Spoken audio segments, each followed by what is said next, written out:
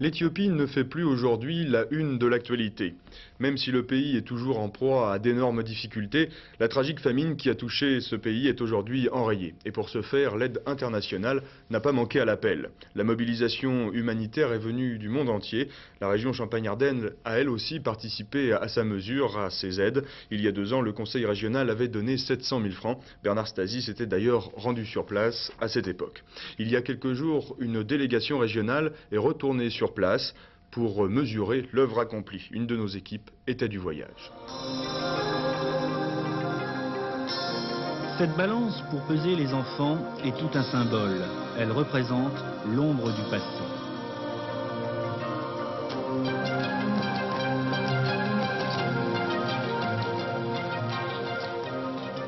« 1985, c'est l'époque de l'aide d'urgence, de la mobilisation générale pour sauver tout un peuple touché par la famine. Parmi toutes les organisations non gouvernementales, l'une d'entre elles, Action Internationale, choisit de s'installer dans les provinces du Nord, en Érythrée. Le Conseil régional de Champagne-Ardenne participe à cet élan en finançant une partie de l'opération.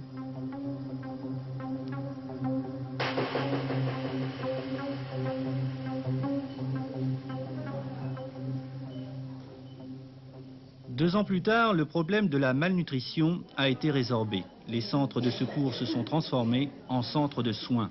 Une structure hospitalière complète a remplacé les toiles de tente.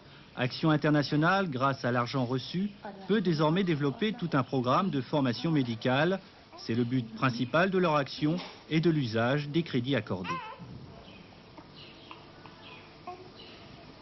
Bon, actuellement, il n'y a plus de problème nutritionnel. On tombe dans une pathologie tropicale courante, c'est-à-dire paludisme et diarrhée infantile essentiellement. Alors l'aspect curatif est un peu l'excuse pour être présent, et il y a beaucoup de travail à faire. Mais notre but est de petit à petit de passer toute cette partie curative au ministère de la Santé éthiopien, puis nous de prendre en charge la formation d'agents de santé communautaire, la formation de health assistant à des techniques plus particulières, de façon à pouvoir améliorer la qualité de la santé globale des gens dans la région.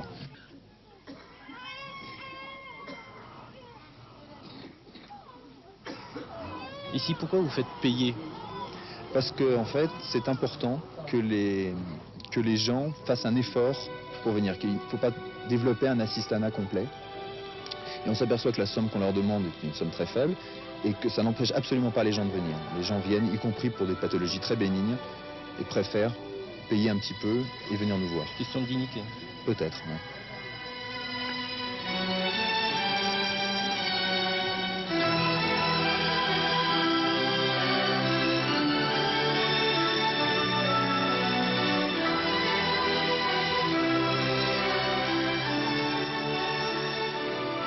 L'eau, une richesse naturelle en Érythrée. Dans cette région montagneuse, cette ressource abonde. Encore fallait-il l'exploiter.